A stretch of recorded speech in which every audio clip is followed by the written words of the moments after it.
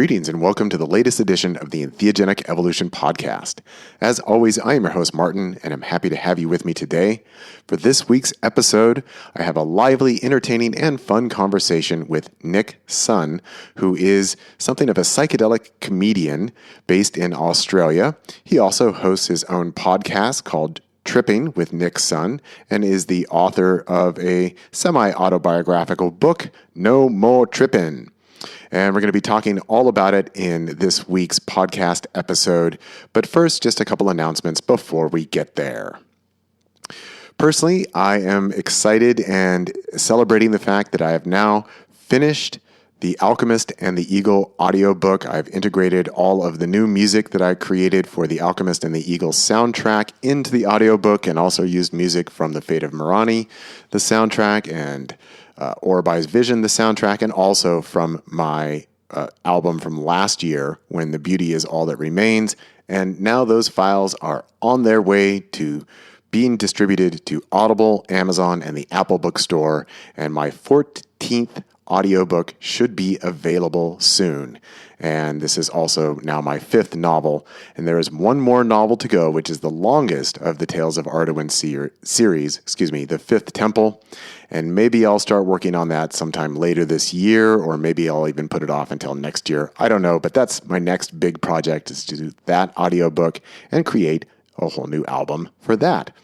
And speaking of the music for The Alchemist and the Eagle, it has now gone through all the distribution channels. It is available at my page at Apple Music. Also on Spotify. You can use clips from the songs on Instagram and Facebook now. And it's probably out there on YouTube Music and Amazon Music and all the other places. And I went in yesterday and integrated those songs from the new album into my Spotify playlist, such as my 5-MeO DMT extended session playlist, my psychedelic session playlist, my pentatonic flutes playlist, and a few others that I have up there on Spotify. So I invite you to check those out. Check out the new album. It's really quite an epic album. One listener described it as majestic. Another said that it reminded him of soaring over dramatic mountain ranges, all kinds of things going on in this new album. So many new sounds. It's a really, really rich collection of instrumental music. And I do recommend that you listen to it from beginning to the end. That's how I constructed all these songs, that they flow from one to the other. And anyway, I'm really happy with this new album, really excited that it's out and that the audiobook is going to be out soon. And so all that project is done. That's great. It's done. And just in time, because my next big project starts in about a week and a half. So this is just one more reminder that I'm going to be starting to teach this 5-MeO DMT Integration Specialist Training course with Mindscape Institute. It starts on Wednesday, February 26th, which is basically 10 days from right now. There are only 2 spots left in this 15-person course. And if you want to get in, it's time to do something about it, because the window is closing. I may offer this again later this year. I'm still teaching in the 5-MeO DMT Facilitator Training course with Mindscape, and the next batch for that class starts in April of this year. And so maybe sometime in the fall, I'll offer the integration training course again. But for now, it's a one-off. So if you want in, there's 2 spots available. Time to act. Speaking of integration, I, of course, am always also available for 30, 60, and 90-minute integration calls with you from a non-dual and an energetic perspective. You can stop by at nondualentheogenicintegration.com if you want more info, or just shoot me an email at martinwball@gmail.com. And of course, you can find all my information about my books, my integration services, my classes, my music, my podcast, my art, all the rest at my personal webpage, martinball.net. All right, let's go ahead and turn it over to my conversation with Nick. We had this conversation just a few weeks ago. Now, it was a pleasure to get to know him and speak with him. You can find out more about Nick at nicksun.com.au, and I'll also put a link in the notes to the podcast episode if you want to link directly from there. All right, here's my conversation with Nick. Let's put a smile on your face. I'm welcoming onto the Entheogenic Evolution podcast today Nick Sun from all the way down there in Australia. Nick Sun is a comedian, he is a podcaster, he is a forthcoming author, and many other things, and we're going to talk all about it today. Nick, welcome onto the podcast. Thanks for having me, Martin. Yeah. So let's start with the place that I always like to start with a new guest is I just want to get to know you. I want to hear your story. This is your opportunity to share whatever you want before I start pestering you with questions about these specific areas that I've already mentioned. Yeah, well, my story. I mean, okay, well, this is my version of my story, so I don't know if it's true or not anymore. Okay. I was a comedian for 13 years. As people probably know, comedians aren't the healthiest mentally well people. And so then I was always, I guess I was a polydrug addict. I loved psychedelics especially. I'd been looking for ayahuasca for many years, but eventually I found it in 2015. And when I took that, I was like, oh, shit, this is what I was looking for all those years, you know. But because there was no context for the ceremonial usage of psychedelics, you know, I was just taking it at warehouse parties and rolling the dice. And sometimes I'd have a great experience. Other times I'd be hiding in the bushes, that sort of thing. And my intention was like, how do I improve my comedy when I was drinking the ayahuasca? And instead, I ended up talking to what I can only describe as the guy in intelligence who told me that shit was going down and that I needed to quit comedy because it was making me sick. And I was like, this wasn't part of what I was expecting. So then what happened is I went through a spiritual emergence situation, which I wish I had a name for at the time, but it took me a few years later before I discovered Stanislav Grof's book, where I was like, oh shit, that's what I've been going through. And I went on this huge sort of, hero's journey, which is what my book is a parody of. And I ended up basically doing charity work in Nepal during the earthquake disaster time in 2015. That wasn't planned. That just sort of happened the day before I left. And I was like, okay, that's what I'm doing. And then I did helped terminally ill homeless people, which then triggered a endogenous psychedelic experience while helping someone die, which was just as powerful as DMT. Obviously without the visual spectacularness, but I definitely had a breaking open of the veil where I had a very clear communication about my role and whatnot. And then there was about a 7-year process of just hardcore psychedelic exploration. I wasn't doing any comedy at that point. In fact, I completely abandoned that idea and ended up facilitating mostly ayahuasca, as well as Cambo San Pedro, and also Iboga for a spell. So I ended up witnessing and curating and guiding around 2,000 plus experiences. And then I had a midlife crisis in the middle of co-running an Iboga circle in 2023.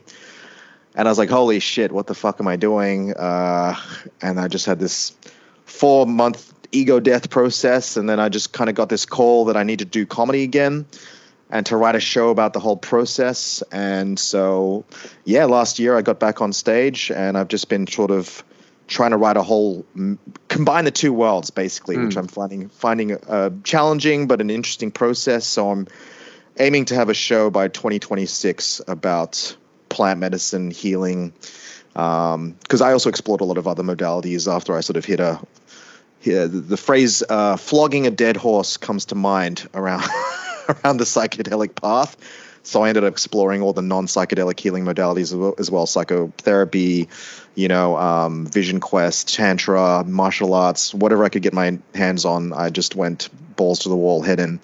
So I've sort of come to the end of that sort of exploration phase for now, at least, and I've been called to come back and share my findings with whoever the hell wants to listen. So that takes me up to where I am today. Wow. Well, there's a number of things I'd like to follow up on in there. First off, just how old are you, Nick? I am 42 now, but I'm 40. Asian, so I age pretty well. Also, I haven't really had a proper job for a long time, so there's a lot less stress involved.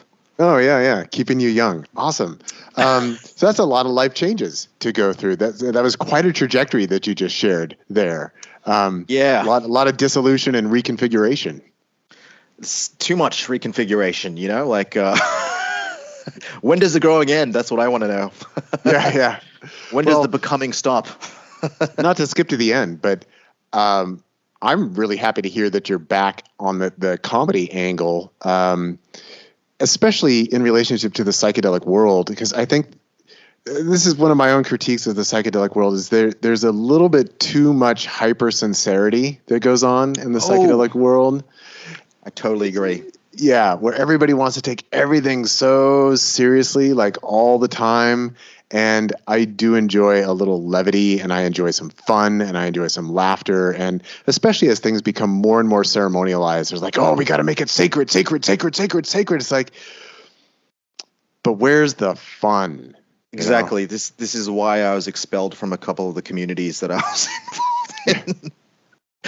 They were a bit cultish, you know what I mean? And, I agree, because people forget that, look, psychedelics are very healing and they are very sacred and they can take you to some incredible spaces, but they're also just really fucking funny sometimes. Like, you become privy to the cosmic joke that is this reality, and how completely weird it is to even be a self-aware organism on the only known habitable rock in the world. And just people forget that, like, actually and I've been in so many circles where I'm like, where shamans taking themselves very seriously, and I'm like, this is such a scene from a sitcom. Like, if I could just distill this and get a laugh track and just film this would be totally like a scene in like I would love to do that at some point, just to make a sitcom about the medicine world, because a lot of it does, I think, because, it can inflate your ego. So the ego gets destroyed by comedy, right? So that's where I see the role of comedy in psychedelics, definitely, for sure.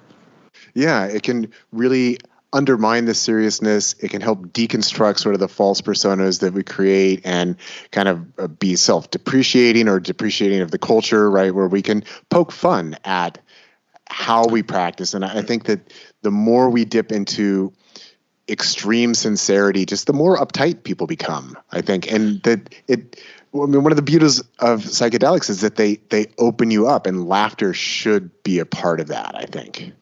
I think so, yeah. I mean, some of the most healing things you can do is just laugh at the terror and the wonder and the seriousness of it all. Like, I've had trips where it's just so serious and sad and horrible, and then it just flips, and I'm like laughing hysterically like a madman, and it's really healing. It's very healing. Yeah. But it's really destructive when somebody comes up afterwards and says, well, you really shouldn't laugh in ceremony. Like, that's disrespectful or something. It's like, but that was the energy that I was feeling. That's part of the process. And just like you're saying, that I've seen plenty of people go from this flip-flopping, toggling of like crying in anguish and then laughing hysterically. And it's just like going back and forth. And that sometimes it's both at the same time, but it's part of the spectrum of being. And it's such an important part to embrace, I think. Totally. Laughter and crying is just opposite ends of the same spectrum. And I've experienced a collapse of opposites on so many different levels with psychedelics. That's just one of the collapses, basically. And, that's I love that. It's beautiful. It's like, it's life, Sure. Yeah. It just makes me think of, this was years and years and years ago now, where I was with a friend and we were smoking enhanced leaf Salvia divinorum. And I took a hit, and I could feel like this little rumble, like deep down on my belly. And so I kind of let it out as a little giggle at first, and hee, Yeah. And then I needed to let out a little bit more, and then it kept getting bigger and bigger. And I was still thinking about my friend who was in the room with me, and it's like, he's going to want to know what I'm laughing about, but I can't even explain what I'm laughing about, but I've just got to go with this. And it became like the most uncontrollable laugh I've ever had in my life. And it went on for like 25 minutes. And it reached the point where I'm slapping the ground, and I'm just like, God, stop, because I couldn't stop laughing. And then finally I stopped laughing. Everything calmed down. I mean, I was like rolling around on the floor, just like a little kid. And my friend's like looking at me. And then finally he's like, what was that about? And I tried to explain it, but as soon as I started speaking, it like started again. And then I went through like another 20, 25 minutes of just uncontrollable laughter. And then finally he's like, what was so funny? I was like, I have no idea. I don't know, but it was so fucking funny that the laugh just took over, and it's like the most ecstatic laugh I've ever had. But then like my face was sore from smiling too much, and like my abdomen was sore from laughing so much. But it was great. I think that's the purest laugh, and I'm always chasing that, But like, that's like I had this one, I don't know if you're familiar with the Australian acacias, but it's like a high DMT plant. Yeah. I took that with Syrian Rue, and I got told very clearly, like, because it's a very serious. As you get older, I've noticed like life becomes like really serious, and it's just like horrible, And like I've been hanging out with my brother's kids, and they're so laughing all the time, so full of joy. So it's like you really got to take that laughter when you get it. And I had this big trip where the acacia was just telling me like life is a joke you need to take seriously, otherwise it's not funny. And that just like fucked my brain, and I was just like pissing myself for like half an hour. And then I thought I shat myself, and then I was like laughing at that, and then I had this whole thought like maybe I need to shit myself because that'll fully free myself from the bonds of society, and I'll reach the next level of liberation. And so I tried to shit myself, and nothing came out, and I felt really sad after that. But in the morning I was really glad. I mean, I was camped next to the river, so I was prepared to wash if I needed to. Yeah. Man, so prepared to ascend to the next level. I was like, wouldn't this be great if this was my way of reaching enlightenment? Like this would be like, like the Zen story. You're like, well, he reached enlightenment when he shot himself, So that would be awesome. That would be one for the history books. I think so. Just one shit away from the next level. Yeah. Story probably wouldn't be as popular as Buddha's, but. Well, I read somewhere. So I was a religious studies student back in school, and I read somewhere that Martin Luther actually had his epiphany over reforming the Catholic Church while he was unconstipating himself in the toilet, and that he seriously, I read this somewhere. Like, I don't know if it's true as a biography, but he was constipated, and he was on the toilet, and he was like getting it all out, and it's like, this is how we have to reform the Catholic Church. And then he was actually writing the theses that he then hammered to the door of the Catholic Church, that he was writing them while I was on the toilet. So, I know some of my best thinking happens on the toilet. Well, there is the gut brain link there, and I don't know if you've ever had a colonic hydrotherapy, but I'm very clear-headed after that. So that really does show me how that's mind gut is all connected. So I can totally see that for sure. Oh, well, I haven't tried that one. So let's go back in time now, which will be fun because you're in the future, and then we're going to time travel even a little bit more. Let's go back to, how did you start with comedy and deciding that that's what you want to do? Were you like one of these class clowns that always wanted to crack a joke, or how did that start for you? Well, I was a class clown. I remember very clearly at age 11 that watching stand-up, just going, I'm funnier than this guy. So I a lot of comedians say it's a combination of like narcissism and self-hatred. So I can't say I'm a full-blown narcissist because I have too much self-doubt, but but also it's in my lineage. My grandfather ran a circus, and my other grandfather was a healer. So ayahuasca showed me very clearly that these are twin lineages that I'm sort of tying together. And only recently I found out my dad was a freaking clown in the circus when he was 5, and then he was trying to do skits in like India when he was in his 20s. And so I was like, oh shit, this is all just like, I'm just like this slave to my genetics almost. So most comedians are driven by a need for attention and, not being seen. Communication issues were a big issue in my family. So I feel like a lot of comedians aren't seen or heard. There's a part of them that's almost like a demon that needs to come out, Like if you don't gig after a long time, like you people get sketchy, it's like their mental, it's their antidepressant, a lot of comedians, Yeah.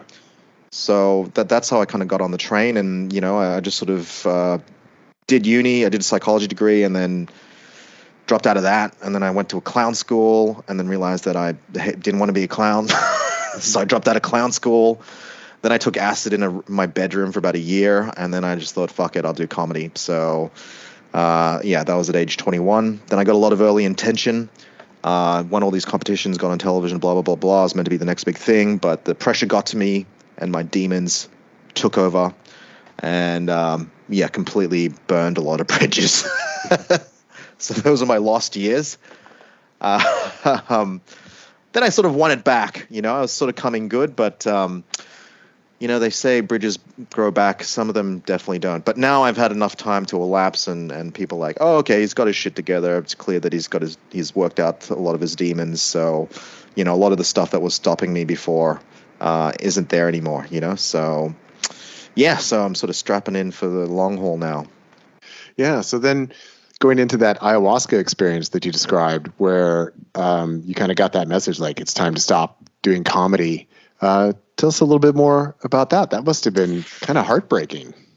Yeah, it was. Yeah, it was. I had like a demonic exorcism on my third ayahuasca session. Like I had the removal of this, what I can only describe as an entity from my solar plexus, and it was this really intense death experience. And there was lots of yelling in the ceremony space. They had to drag me out of the circle. It's a bit embarrassing in retrospect, but that's what happened. And yeah, I just got this big talking to from Madrecita, and just said, it's killing you. This is not healthy for you. I was in a very destructive phase. Like the comedy, I've since been listening to, like, have you heard of Bernard Kastrup? He talks about the daemon. No. The daimon is like the your driving soul plan. It's like what's inside of your soul that it wants to express itself in the world. And for artists, this can be a very powerful driving force in their life, but it has no like moral compass. So often it can turn on you.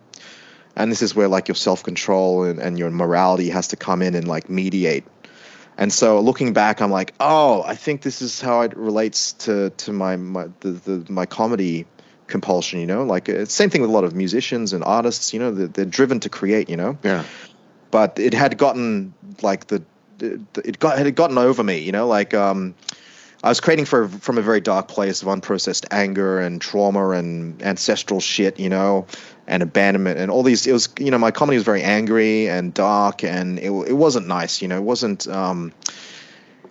like I found comedy can like either process very difficult emotions and provide like an amazing cathartic release where you realize you're not alone and someone's sharing experience and you recognize it and you're like, oh wow, this is healing. This is like helping me connect. Or it can come from a much darker place where it's not good. It's actually it's sort of just reaffirming negative belief structures, or it's like being used to push down, punch down, in a way. It can sort of have a very dark, especially comedy right now. I've started noticing since I've been coming back into the space, I've been able to like bring my shamanic experience and start reading comedy from more of an energetic perspective, which has been a very interesting process of learning, because I never looked at it that way before. Before it's just like, oh, I just tell jokes and then they laugh or they don't, So yeah, she just told me, look, this is killing you. I'd over-identified with the role, which ironically meant that I was taking myself way too seriously as a comedian, and was just not. Looking back, I was like, oh man, this is it's not that funny anymore, So. Yeah, so I just got told, look, you need to work on yourself. Nothing's going to work out because your external world is a reflection of your internal chaos. So, you're self-centered fuck. And that was not her words, my words. But yeah, I needed to balance my karma out, because the comedy life is very self-centered. It's just you. You're talking about yourself. You're talking about your problems, which can then... just re-imprint very negative belief systems. Plus, you're getting paid for it. People are laughing. So you're just sort of getting rewarded for this really destructive cycle, So, yeah, I just got called to go on the healing path, So that's what I did. I just quit comedy, bought a one-way ticket to Nepal the day before it happened. The day before I left, the Nepal earthquake hit. And I was like, I got told very clearly, you got to go do charity work, rebalance your karmic fucking account, And so I thought, well, that's what I was doing anyway. So, and that was very healing itself, just going off and living for someone who wasn't myself. That was that blew my mind. I was like, oh, that's right. Karma yoga. And so that was a very spiritual experience. Yeah, for sure. Yeah. So then in re-entering comedy, it sounds like you're coming from a very different place and bringing a very different perspective to it. So if we could just imagine, like, you're going back and mentoring your younger self, I think maybe you've already revealed what you might say to that younger self, but like, what message would you give? Like, you're destroying yourself here, but Well, I'm not sure if my younger self would have listened. yeah, fuck you, older self. Yeah, he would have, fuck you. Don't tell me what to do. What would I, if he was open to listening, what would I say? Just fucking heal your shit, dude. Like, that's it, man. Like, yeah, I mean, especially being in the comedy world again now, I'm just like, you know how after you've done a certain amount of healing, you can look at people's faces and kind of guess what the fuck's wrong with them. Yeah. You're like, oh, and you just see like the world is the way it is right now because no one's actually dealing with their shit that much, you know? So it's just this like build up. And I feel like this generation that we're at now, like our parents were kind of in survival mode. So, you know, wasn't their MO to like deal with their shit. But now there's such a backlog of unhealed ancestral and epigenetic shit as well as their current stuff, that, you know, everything's sort of going to shit. So, what would I say to my younger self? Yeah, I'd just say deal with your stuff, man. Like, ASAP, you know. But again, I can't really say that I would have been ready for that. I had to sort of been, you know, sometimes you got to just exhaust yourself. You got to have your wheels spinning in the air for a while, so you really understand that it's not working out, and a previous way of being is just not. It's not fruitful anymore. Actually, you know what I would have said? I would have said, go to Gabon and do a flood dose. Straight up. Like, what's that? Yeah. Well, you know, even that's kind of part of the cosmic joke is that we can retroactively look back in our life and we can say, well, you know, it kind of all worked out perfectly. But it didn't mean that it didn't suck at the time, or that I went through some really hard stuff, or that that was really difficult or self-destructive or whatever it may be. So it's that weird paradox of how can things be perfect, yet they can still be better. And that sometimes we need to go through these experiences of loss and unwinding and deconstruction so that we can do that hard work of finding, well, what really is meaningful to me, and then come back into our lives in a new way. And it's kind of funny, and it's kind of ironic and kind of cruel at the same time. Yeah, well, I mean, sometimes I wonder if I say that just to justify all the fucking mistakes I've made in my life. But but having said that, like, you know, the medicine path, you know, the shamanic path, which I'm sure you're on in a way, in your own way, it's kind of like the path of suffering I was reading about. You know, like you need to go through this darkness because it helped me relate to people. Like, if your life's been perfect and like a smooth run, you just kind of lack this depth of experience to be able to relate to people who are fucking going through hell, you know? So now I can't say that I've been through, like, you know, when I remember treating a guy who'd been through, he grew up in a satanic ritual abuse cult, you know? I can't say that I've related to that level of trauma, but like, yeah, you know, you can relate to some level of suffering, whereas like, you know, and I've been through like what Western medicine would have called like psychotic breaks, you know, where I'm hearing voices in my head and shit like that, and going through this whole Jungian type fucking spiritual darkness, you know, and dealing with that. And I'm like, I came out of it like thankfully fine, but I was like, whoa, I can really relate to schizophrenics now. Like, that is not a foreign thing to me now, you know, like I actually have compassion for them. So as horrible as it is, I feel like it's deepened my level of compassion for people who are just fucking going through shit right now. And then I can help them more because I can hold them energetically, and I can feel them, you know. Whereas people who just have a smooth run, like they got no good stories to tell at dinner parties, like, you know. It's like, oh wow, you made billions from fucking stock trading. Wow, fascinating, you know. Having said that, I've got some very good stock trader friends, so sorry about that. That's nothing personal. Yeah, that the suffering, the hardship, it does deepen our perspective on our lives. And as you say, it gives us the ability to relate to other people that we might have found just completely other or completely foreign. Like, which is, well, I've never been in a fucking satanic cult, so, you know, what can I say? But yeah, giving ourselves these experiences of hardship are opportunities for growth, but it doesn't mean that they're fun, you know? No, they're horrible. Yeah. But, you know, that's what's beautiful about coming back into comedy, because I forgot that skill that I had. And so I did go through periods where I was taking myself too seriously on the medicine path, and things were so fucking dark, you know. And then since coming back to comedy, I'm just like, oh, you know what? No matter how horrible it is, it'll be a funny story. Like maybe a couple of years down the track, you know, when I can look back, I'll be like, hey, remember that time when I was hearing satanic voices and I had to confront Lucifer within myself? Oh, that was funny, you know. But at the time, it was quite disconcerting, you know. Yeah, of course. Yeah. Yeah, you're not checking that on the fun side of the experience chart. It's like this is on the weird shit side. Yeah. Yep, for sure. Yeah. So now, in coming back into comedy, are you bringing psychedelics and psychedelic experience into your comedy routine? It sounds that way.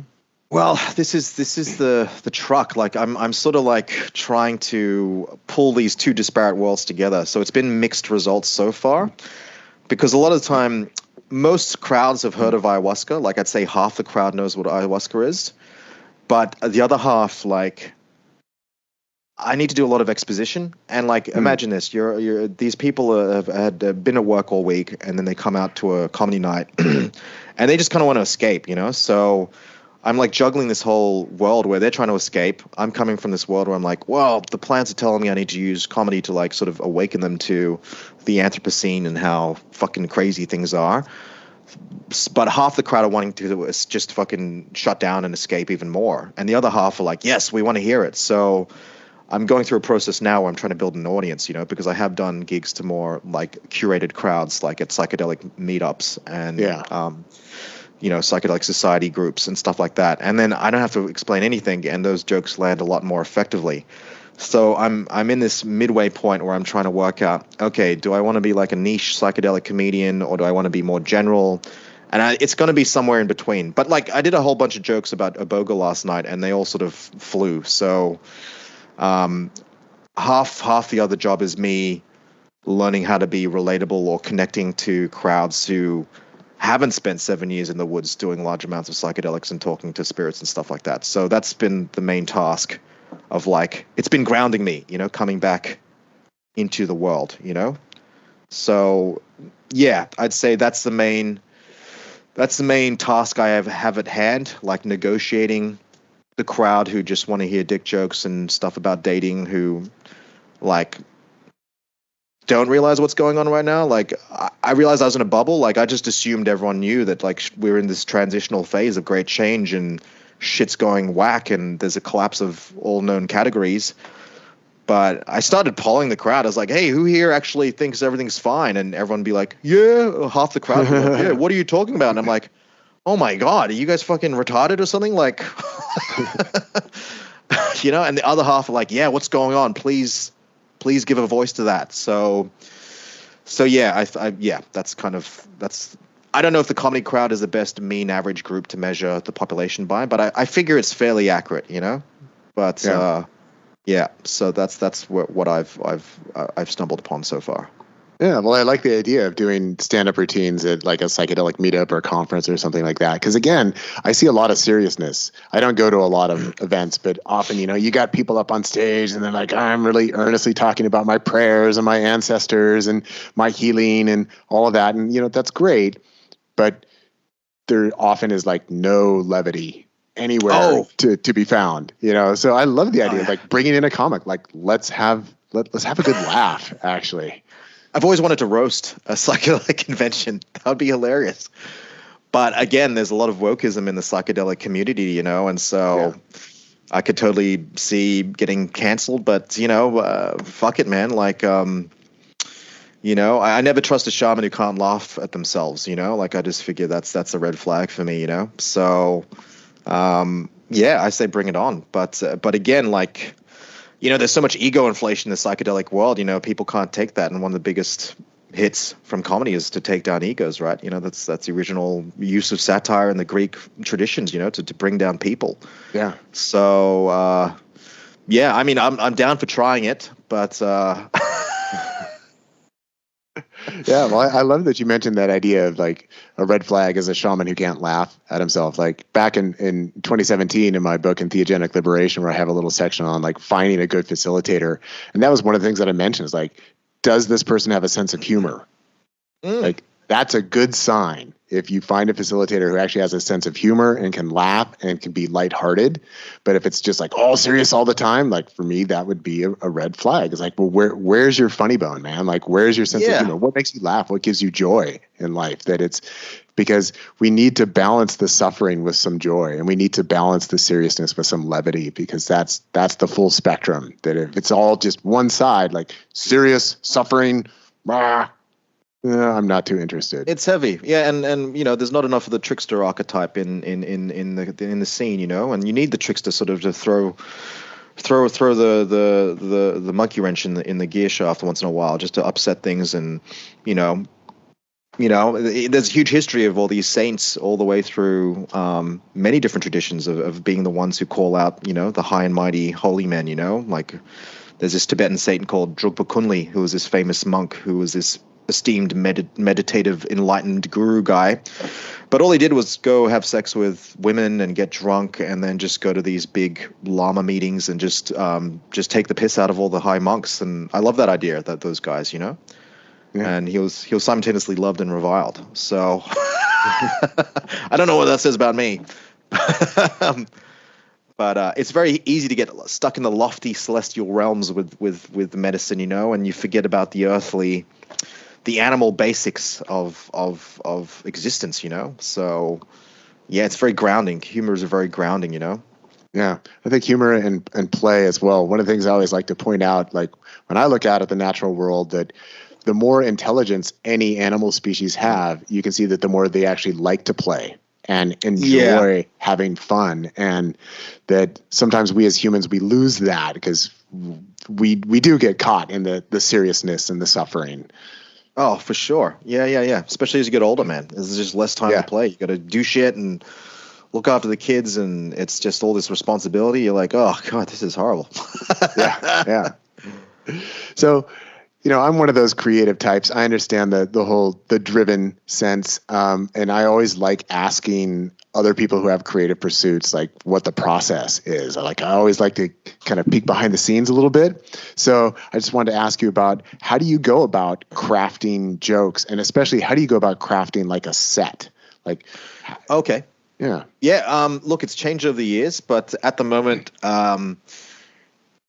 I just walk through life, and then I have this thought in my head, usually around conflict or some kind of issue I have with reality, something that needs resolution. For me, comedy definitely comes from a place of like, oh, geez, these emotions are really uncomfortable. How do I resolve this? So there's usually a seed of some kind of,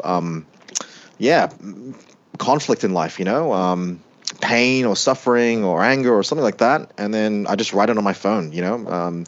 Sometimes it's just a thought, sometimes it's a setup, sometimes it's a funny line, and then when there's enough shit in that file, I just email it to myself and I print it out, and then I go through it with a highlighter and I highlight, okay, I think this might be a setup, or okay, this is a good idea.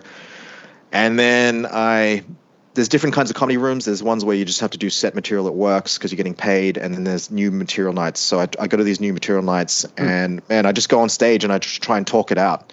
I try and get into the moment. And sometimes they fly, sometimes they don't. Sometimes you get a little, oh, there's something in there. And then I sort of then sort them into another file, which is like development file. And then slowly I sort of build bits, sometimes there's links like, okay, I'm talking about, microdosing heroin, and that links to this other heroin bit I have about born again Christianity. And then so I start smushing them together. And then sometimes thematically, at the moment I'm trying to write a long form narrative, hour-long show. So I'm trying to get a skeleton together of a narrative of the process, and then you sort of hang jokes off it. And then, and then also now I'm going back over older jokes and seeing, okay, how can I tighten these up? How can I expand them? Where can I go from here? How do these link into other bits I've got? So it's sort of like a mind map, Recently I've started getting into microdosing before gigs just to see if that helps. And once in a while, I mean, I've tried comedy on every drug, well, most drugs, before I got into the healing thing. I would say ketamine is the worst drug to do comedy on. There's just completely disassociated. I don't do that now. That was just in my crazy 20s. But microdosing mushrooms is really good. Like you're just in a really happy mode. I realize the audience feels what you feel. Yeah. You're better at like tangentially thinking, so it's very great for developing new material. Iboga, you can microdose, but you're a bit too wooden and you can be too abrasive. I've started trying the nootropics like Alpha Brain and like Qualia. Those are really good. I actually say out of all of them, those are my favorite. Cacao as well, a big nice dose of ceremonial cacao. That's really great as well. I highly recommend that. You're really high energy. But again, that's once in a while I'll try it. You know, just if I'm feeling a bit stuck, I'll like, okay, man, we'll just try it for this gig. But like, I do most of them straight because you don't want to rely on them as a crutch. Because then if you're not on anything and you're gigging, you'll start bombing. So right. It's just a little experiment that I've been sort of trying, you know, just to bring the plants back into it. But yeah, I've come up with a lot of good jokes on cactus. Actually, I have to say, cactus is a really good comedy medicine for any comedian plant medicine people out there. Give it a try. Yeah, peyote. Peyote's the best. Yeah, well, you know, I've back when I was doing my PhD, I was living at the Mescalero Apache Reservation in New Mexico and working with the medicine people out there. And one of the things I enjoyed about their ceremonies is that as they're in the prep stage, you know, before the performance or, you know, whatever the ceremony was going to be, everyone's always joking inside the teepee. They're always cracking jokes and having a good time. And one of my medicine people, one of the teachers that I had, he said, this is one of the most important ingredients of doing the ceremony is that if you go into a ceremony and like no one's cracking jokes, like there's a problem. That we want people to be giving people a hard time and kind of ribbing each other and just cracking jokes and having a good time. And it was literally a part of the ceremony because they say, well, this puts us all in a good mood and that puts us in the right place than to have this ceremony where we're letting go of our troubles and we're aligning more in a sense of harmony with each other. And that humor brings harmony within the group in a way that nothing else does. Yeah, I mean, I totally agree. And like, I've been to peyote ceremonies and sun dances, and there is this incredible levity. Like, they understand that ceremony is life and life is ceremony. And I've spent a bit of time with some indigenous people up in Northern Australia as well. And it's the same thing. It's a very everyday, casual approach to ceremony because it's just such an integrated part of their life. But then I think in the West, because ceremony is so new, it's become this like thing, you know, it's this, oh, this is a separate thing and this is a special thing and you don't do this all the time. So we have to really treat it really seriously. So I feel like that's why there's so much like heaviness around it because it's this reintroduction of an old sort of technology that we've forgotten. And so it's, you know, like my friend was telling me how when he was in Peru, like his shaman, who was like a 9th generation, you know, lineage holder, like really powerful dude.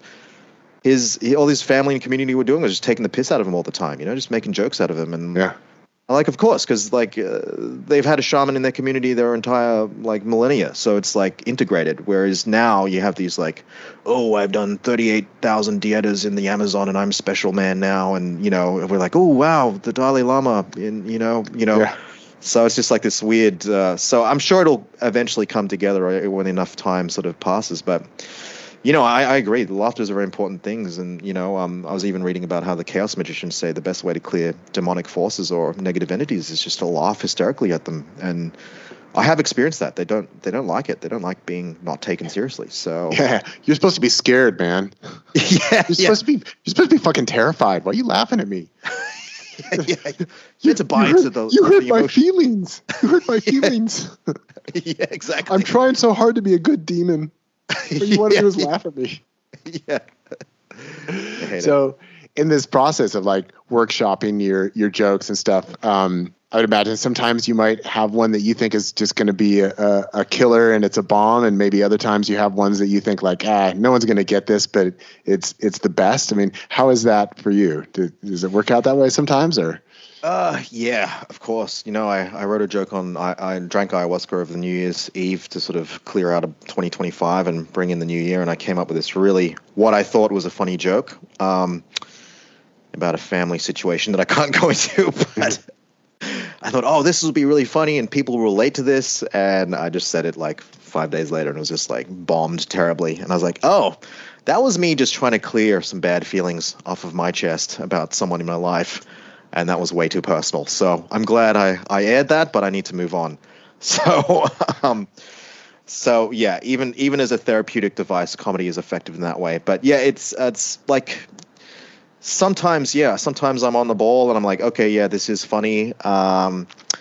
And other times it's not the part of the joke you think is funny. Like what you think is a punchline is not the punchline. Sometimes it's a setup.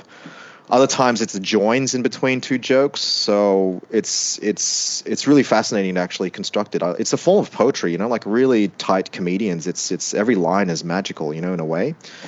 And other times now I've started going back through what I've written in the last year, and I'm like, actually, I don't know if that has a very good energy. I can feel, because like coming back into comedy, I could see I was dragging an old part of myself back into the space. And so I have to be really careful about that, because like sometimes I still do like dark comedy, it's sort of how I find solace in some aspects of reality, which are just like fucking horrible, but I have to make sure. So now I'm just trying to balance like the texture of an entire 60-minute set or a 30-minute set. I'm like, okay, yeah, there's too much dirty stuff in there, or it's too much, there's not enough like light coming in, so I'm sort of critiquing comedy, like what's the feeling I'm leaving with people afterwards? Is it, so it's become very multidimensional for me now. Yeah. Yeah. It sounds like there's a lot of opportunity for self-reflection within that. Yeah, for sure. Yeah. You're like, okay, like, who am I presenting myself to the stage? What narrative am I giving to these people about myself? Because I'm ultimately putting that back into myself. But it's hard because there's all this status stuff involved as well. Like you can't be too high status. You can't be presenting yourself as being too enlightened of a being. Otherwise, everyone's just like, who's this guy sneering down at us from his high horse, So, but then you can't be too low status where you're like some homeless bum. Like people are like, well, I think this guy's got some problems, So it's I'm learning balance, Yeah. Is there anyone that you look up to as a current comedian, or even a show or movie or series that you particularly like that has your sense of comedy about it? Oh man, I love heaps of comedians. They're not the main guys. Like they're all the dudes on the side. And again, like some of these guys, some people will be like, that guy's fucking vile, But but there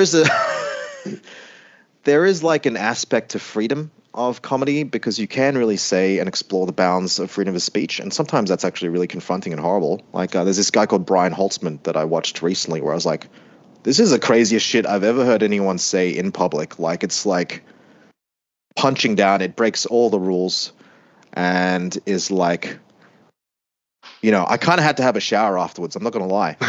But there was some aspect of like where I was just compelled. I'm like, wow, this is really liberating on some level as well. Like it's so horrible that it sort of becomes absurd. I can't watch it too often, but I'm glad he exists on some fucked up level. There's this guy called Eddie Pepitone that is like just, his dynamics is amazing. It's just like, it's definitely angry comedy, but it comes from a really vulnerable place. There's like this real humanity about the guy, and he has these structures, the jokes, where they just go on for like 5-6 minutes, where it's just like a concept which keeps spider webbing out. And so I really love the structural. And there's another guy called Paul Foote, who's a British guy, who is amazing as well. And he's very light energy, He's like this elfin kind of camp gay man who spends 10 minutes talking about the rising prices of Chinese food, like just going into absurd mathematical detail. And it's just so surreal and absurd. And he was a trained mathematician, like he's a logician. So you can see that coming through his comedy. There's another guy, Stuart Lee, who's a really amazing comedian. He's British. He's very dry, very sarcastic. He's a bit bitter. But again, he's got these rolling joke structures, which are just very repetitive. And it's kind of like modal jazz or something like that. Daniel Kitson as well is another really amazing British comedian. He purposely keeps himself like underground, like he doesn't do any mainstream television. And you can only find his long form sets in audio on his website. But he's like a genius, an unsung genius, a lot of influence to a whole generation of comedians in Britain. And then, of course, you've got the standards like Bill Hicks. He was my major influence when I first started out, which, I kind of modeled myself on him for the first few years, and I think to my detriment on some psychological level. a lot of unhealed anger in that guy. And then who else? There's heaps of Mitch Hedberg. Maria Bamford's amazing as well. She's one of my favorites. Very, very amazing comedian who really can talk about mental illness. Bill Burr's latest special, Live at Red Rock, where he has a 20-minute bit about magic mushrooms and his family trauma. That was like one of the best comedy bits I've heard for like ages. It just is exactly what I love about comedy, where it's emotional, it's got depth, it heals, and it just goes into like, it's like a knife, it just sort of dissects trauma, so highly recommend him as well. Yeah, there's a whole list. Doug Stanhope, Dave Attell, Patrice O'Neill. I mean, he's a bit misogynistic, but again, he's very truthful. Like, I love the comedians who just it's the truth, It's just, and sometimes that's horrible to hear, but I feel like we're living in such a bullshit world right now. There's so much bullshit on so many levels that someone needs to say this shit, So I'm trying to get to this level of truth, but again, I've been out for 6 years. I didn't really do any gigs for 6 years, so I'm still like, I think it'll take me another 2-3 years to fully hone into like that level of truth that I'm trying to get to with my comedy. Yeah. Yeah. Well, it's very enjoyable just to hear how you're describing these different comedians and the way that they structure jokes. It's just very interesting to get sort of that inside perspective of how you are able to perceive how the mechanics of what people are doing and how they construct jokes and how that plays out through the performance. So it's always interesting to get these inside tracks. Oh, yeah. And that's just stand-up. I mean, there's this whole new wave of clown, which was around just before I quit. Like, there's this guy called Dr. Brown, and he was trained under the same guy who trained Sacha Baron Cohen, Philip Goulier, who's his famous clown teacher, French clown teacher. And I haven't got laughed that hard at a comedy show, more than at stand-up, actually. And that was just a pure laugh, and he would do things where he'd just eat breakfast for 10 minutes in front of the audience, and that was the funniest thing you could ever think of, like he had this huge fan, and he'd put pepper on his eggs, and then the fan would blow the pepper onto the first 3 rows, and they'd just be sneezing and having this terrible time. So there's so many different ways of getting to the laugh, and so yeah, it's a real art, that I've realized is that's my sort of one of my life paths. Yeah. Yeah, beautiful. Well, thanks for sharing all of that. I think it's fascinating, and I always enjoy, talking to people who are well immersed in whatever their creative outlet is, to just kind of, dig around in people and find out like what motivates them in it and what inspires them and how they look at it and think of it. But I'd like to shift gears and talk a little bit about your podcast. So, you've got, let's see, I wrote down the title here somewhere. Yeah. Well, Tripping with Nick Sun, pretty straightforward. When did you start doing the podcast, and what inspired that? How did that come about? Well, as a comedian now, you can't just be a comedian. You have to be like this independent alternative media outlet. Right. This is where I'm like, we are living in trickster times, because all the comedians now are like being taken seriously. Like, Trump was on frickin' Rogan and Theo Von's podcast and Andrew Schultz. They're all comedians. And so it's like this topsy-turvy world now where comedians are serious news anchors now, and the mainstream media is like kind of this parody of news, if you think about it, just without the laugh track. But if you're high enough and you watch the news, it's pretty funny in a really horrible way. So I was like, oh shit, okay, I gotta go get a podcast. And so I'm kind of going through a restructuring though, because the first season, which I'm in the process of finishing off, was like just a straight up interview podcast. Because at first what I wanted to do was like, hey, how did we get to this point of fucking insanity? Like some people call it the great forgetting. Like, how did we lose connection on such multiple levels that we find ourselves in this position, and like all the forgotten knowledge that we seem to have lost, So I was trying to do like just talk to various people in different fields, like, okay, how do we get to this point? So that was the guiding narrative. I might still stick to that narrative, but now the second season, I realized it wasn't very funny, the first season, because I was interviewing quite serious people. And I remember I interviewed this one guy about rites of passage, and I was like, hey, so I'm probably going to put some comedy inserts and make it a bit funny. And he was like, no, I don't do that. And I was like, this is not funny at all. No. Well, some people have stakes in the world, like unlike myself. So I was like, okay, so now the season 2, I'm going to structure it more like a show. I haven't fully worked out how that's going to be. I've got 4 weeks to sort of structure it. I'm thinking I might actually eat some cactus and be like, hey, because I'm trying to see myself as a mouthpiece now for the forces of nature and for the ancestors and all those other guys. So I'm trying to like just surrender myself now to the process and be like, all right, what do you guys want to say through me? And I'll try and channel it through the comedy lens. So yeah, so it'll be more of a structured comedy show, but maybe treating the themes that I find quite interesting to explore. And so there'll be less, long form guests chats and more like, I don't know, guided meditation segments. I want to do advertisements for products that don't exist, like that sort of stuff. So, you can sort of see tastes of it in a bit, like in the Iboga episode I do with my friend Rachel, who did a Magongo initiation. I thought, how podcasts have sponsors and stuff like that. I'll just say this one's sponsored by Iboga, so I have a whole bunch of piss take ads for Iboga. Like, hey, do you want to go to the land of the dead and talk to your ancestors? Like that sort of stuff. All right. Well, that sounds like a fun show. I'll definitely have to check it out. It sounds like this next season is going to be fun. And I love the idea of like fake commercials and recipes for things that aren't food. But again, it's just humor. It's great. Yeah. More of it. Yeah. More of it. Exactly. Awesome. Yeah. So let's talk about the book that you're working on. Oh, it's finished. Oh, it's finished. Well, you got to update the website then. Oh, shit. Yeah, you're right. I'll just write this on my to-do list. Yeah. Yeah, because it's upcoming.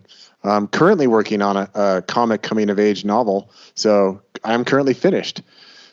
Yes. Yeah. Well, I'd love to hear a little bit about it. Let's get a little preview of what this book's about. It's called No More Trippin', which is a message I got after my first flood dose, and I got it tattooed on my wrist to make sure I remembered. Yeah, I noticed that. I've since violated that a number of times. Yeah. But I've reinterpreted the tattoo to mean no more getting lost in the lights, no more spiritual bypassing, which is a section of my journey was spiritual bypassing through the high dose ayahuasca and acacia brews. So I guess it's it's a piss take of the hero's journey, because like I was reading there's this really great academic, indigenous academic called Tyson Younger Porter, and he talks about this like Western obsession with the individualist narrative of the hero's journey and how self-involved it is and how it excludes the community, the communal aspect of reality. And so I didn't mean to, but like when I stopped comedy, I still had this part of me that was a frustrated creator. So, when I went to Nepal and when I went to work with these terminally ill homeless people in Calcutta, I was kind of writing the whole time, like sort of blogs about my whole experience working with them. And, I'm always trying to find the punchlines and the jokes in that because, trying to find the humor in every situation, especially the darker ones. And then I started writing blogs as I headed into my training phase of training as an ayahuasca facilitator, and then even cataloging my journeys into the facilitator space. And then maybe 5 years in, one of my friends and / mentors, Julian Palmer, I don't know, you might have heard of him. He was like, hey, you got enough material for a book. Why don't you just write it? And I was like, oh, shit. Yeah, I really should. And so then 5 years later, because I didn't realize I was writing a book. So it was the worst way to write a book. I had like 800 pages of just like, tryptamine colored scrawlings, which I had to then edit down. So I just go to this shopping center in Darwin and microdose Iboga, which is an amazing editing tool for any writers out there. And then just 7 hours, just cut. And then, I'd be reading all these books on how to edit books and stuff like that, and how to write books from all these authors I liked, and realizing that I'd written it all completely wrong, according to them. But eventually, so it's like a journey. It's sort of, I guess it's about me dealing with my demons in all these different arenas, and like, dealing with my depression, and then, going into this like space where I'm doing disaster relief work, and then, it sort of explores my shamanic process as well, my awakening process, and all the way into my facilitation zone. And then it ends with my final Iboga flood dose where, it was just a massive wake-up call, like, what the fuck? Because I was getting way too lost into the into the plant zone, So that was sort of what brought me back down to earth. And so it kind of ends actually halfway through my process, because it ends in like probably 2018. There was another 5 years of process after that, which was more my bogey years, where I sort of committed to that medicine more. And also the years where I wasn't doing much plant medicine, where it was all just about, all the other non-plant work, where I was working out other parts of myself. And there's enough material in that for a second book, but I just haven't really gotten around to doing that, because it's just, you probably know it takes a lot of effort to write a book. And yeah, so I've got rushes for a second book, but it was very therapeutic, because it actually somehow cleared a lot of my main issues, was to actually, and it helped me integrate those first furious 5 years of my process. But the problem now is people read the book and they're like, whoa, you're really fucked up, bro. You all right, man? Like, I can't believe you're facilitating. This sounds like you're a nightmare. And I was like, look, there is this thing called comedic exaggeration. I have to amplify things to bring out the comedy. So don't take it too seriously. But then, you do what you do. Yeah.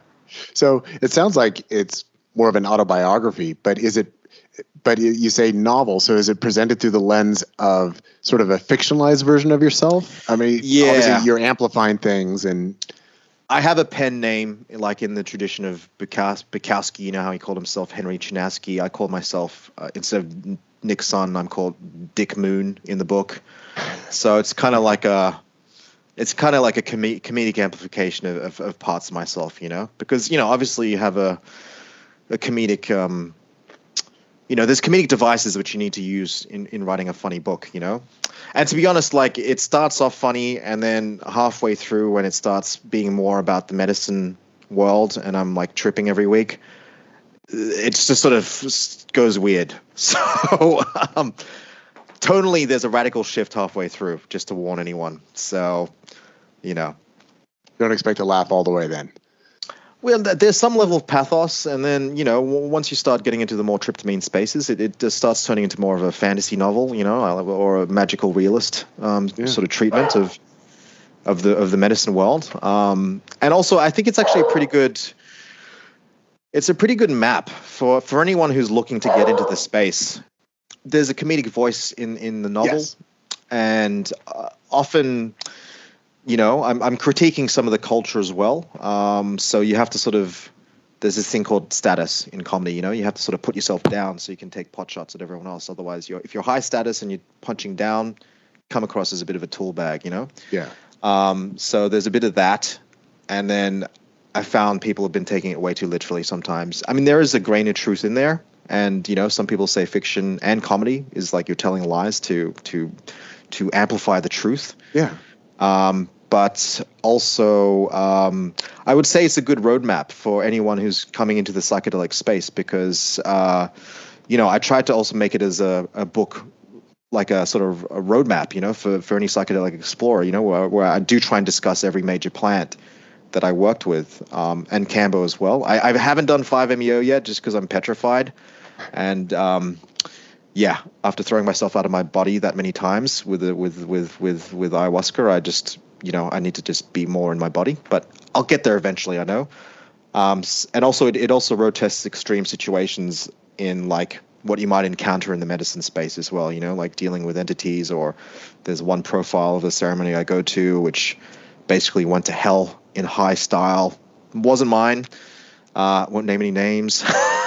But it turned into what I can only describe as like a dark entity takeover. Everyone was seeing these undead demonic things wandering around, fucking preying on people. It was a fucking nightmare. So I just wanted to create some kind of educational roadmap for any psychonaut who's wandering into this space, because, there can be a lot of naivety about how things can be out there, Yeah.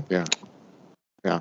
So something that just came to mind was, I've written a lot of autobiographical material. I include a lot of my own experiences within my own books. And of course, here on my podcasts and talking about stuff all the time. And sometimes I think about how other people in my life that I don't know how aware they are that, you might become a subject in something that I'm communicating somewhere. And it might be in a novel. So, you might not realize that it's you, but, as being a writer, and I think probably as a writer, as a comedian, that pretty much everyone is potential subject material, right? Yeah.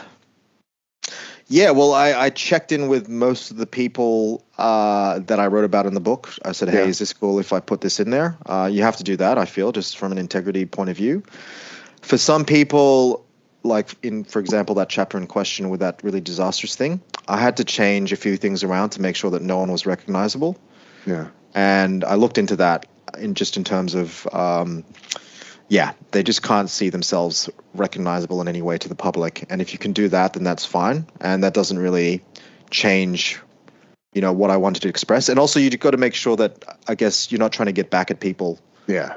When you're writing that, it's coming from a good place. Like my intention for that chapter was like, you know what, people actually need to know what it's like to be at a ceremony which goes to absolute fucking hell, because it's a nightmare. And that was my intention. I was like trying to be like, okay, I don't want to make fun of anyone who is in the space, because I wouldn't want that to happen. I wouldn't wish that to be on any facilitator's shoulders or anyone at a ceremony, So yeah, a lot of it, you got to be sure in the final edit how it comes across, for sure. Yeah. Yeah. Does it ever happen when you're like hanging out with your friends and like something happens and they're like, oh, Nick, you got to use this in your set, or like, oh, put this one in your book? Of course, but it's never funny. It's never. I'm like, no, that's completely unremarkable. Not going to work. Not going to do it. No. Yeah. Right on. Well, I know you got like a family thing that you got to go to, so I thought maybe I'd let you go. But let's just kind of wrap up with you got the second season of your podcast. You're working on an hour-long comedy set. 2026. Yep. Yeah. So just give us a little bit of an update about where things are at, and want to mention you have the nicksun.com.au website for yourself, and we've also got I don't know. This must be the podcast site. There's omni.fm, shows, bridges, maps, and okay. So share that stuff with us if you would. Yeah. Thank you very much. As I said, we've got this website going. I've got this the first 8 episodes of the season 1 of my podcast, Trippin' with Nick Sun. So I interview a lot of people about rites of passage, stuff like Iboga,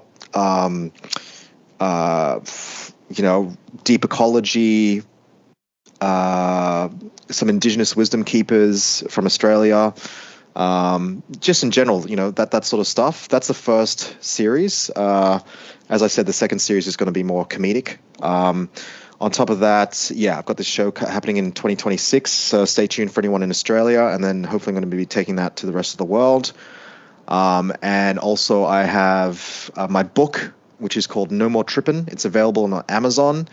I'm really sorry about using Amazon, but I couldn't find an independent outlet which would actually end up being like profitable on any level. If anyone wants to tell me that we're a sort of a techno dunderhead like myself can work it out, please let me know. If you really hate Amazon, you can just email me directly on my email address, which I'll put in the description here, and I will mail you a physical signed copy with a one-off inscription. And I also do consults as well. I do consultations for psychedelic integration, and also psychedelic consults as well. I specialize a lot in working with Iboga as well, and just integrating stuff, like if you've had a difficult experience, I can usually shed some pretty good multidisciplinary perspectives on that, because I'm not really tied to the spiritual or the psychotherapeutic. I like to use all of them. I just see them as lenses to view different angles of the same thing, And what else? I'm on Facebook and Instagram and all this social media shit that I wish I didn't have to be on. But I mean, I love it. And I guess that's about it. Yeah. All right, Nick. Well, it's been great getting to know you today and to hear all about your world and your process and your experiences. And it's just been a delight, and it's been nice laughing with you. Yeah, man. Thanks for all the good work that you've done as well, man. I've been following your work for a while now, and just thanks for sharing all your processes as well. Yeah. And I love those videos you had on YouTube before they wiped them out. That's the first time I saw you. I was like, whoa, this guy's out there. Yeah. I can relate to this man. So yeah. Cool, Nick. Well, it's been a pleasure having you on, and let's just stay in touch. And I look forward to seeing what comes out of you and your sense of humor as we move on into the future. Anytime, bro. Anytime. Excellent. All right. All right. Thank you.